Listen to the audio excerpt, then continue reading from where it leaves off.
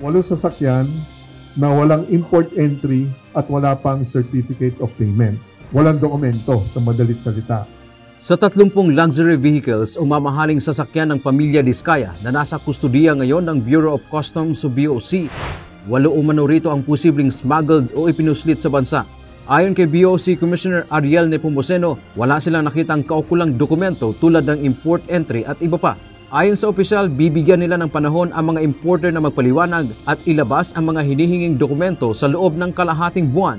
Yan ay red flag kagad na potensyal na talagang maraming nangyaring mali dyan. Kaya't yan ay potensyal na i-WSD natin. Subalit meron tayong due process.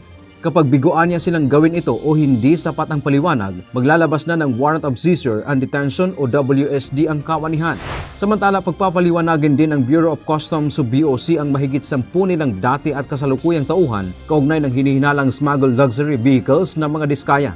Padadalhan ang mga ito ng show cause order bilang itinuturing ng mga persons of interest. Tiniyak ng BOC na mananagot ang mga ito kapag napatunayang mayroon silang kasalanan. Karamihan sa mga ito ay nasa Cebu, Batangas at National Capital Region. Pagpapaliwanagin natin kung bakit nakalusot o dumaan sa kanila yung mga sasakyan nang hindi nagkaroon ng tamang dokumento at hindi nagbayad ng tama. Doon sa mga ganun yung sitwasyon. We will have to make even our own people accountable. Hindi naman exempted porke taga-BOC. Walang ibinigay na time frame ang BOC kung kailan matatapos ang kanilang investigasyon, pero tiniyak nitong lahat ay mabibigyan ng due process. Dante Amento, UNTV, News and Rescue. Diyos ang aming sandigan, serbisyo publiko ang aming pinahahalagahan.